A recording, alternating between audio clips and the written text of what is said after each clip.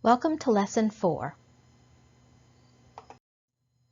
This lesson is called Care Planning Practice. This lesson focuses on all the documentation requirements for the activity professional. As with previous lessons, I've provided you with a suggested weekly schedule of assignments to complete within certain time frames. But again, this is a self-paced course and you're free to complete the assignments as feels comfortable for you.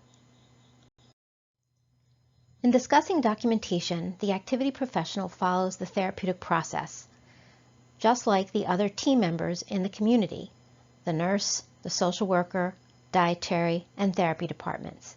In this lesson, we're going to be looking at the regulations associated with documentation.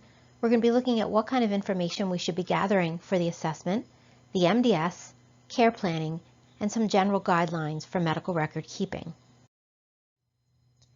Some of the concepts we're going to be looking at is the notion of interdisciplinary versus multidisciplinary, and part of that will be your discussion and meeting with a nurse representative, as well as a review of the main concepts.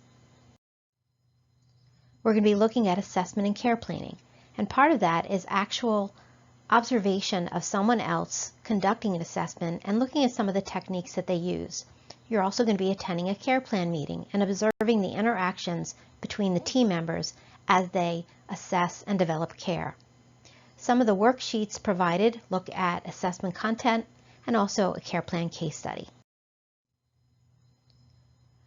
One of the big projects for this lesson is to do an assessment project. You're going to select a resident or a client. You're going to start from the beginning, complete an assessment, do the MDS, do the care plan, and do a progress note. This is a way for you to practice the process as it's taught in this class.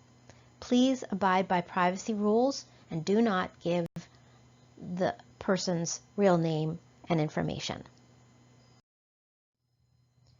The last part of this lesson will be looking at some medical record guidelines, mainly HIPAA and some of the medical record rules, and part of that assignment is where you're going to be interviewing a medical records representative to get their input on this process. As with previous lessons, you conclude your lesson by meeting with your practicum supervisor and discussing some of the items you've learned and clarifying any questions you might have. You finish up by submitting the signed practicum meeting form that you've been using throughout the entire class, and then you move on to lesson 5.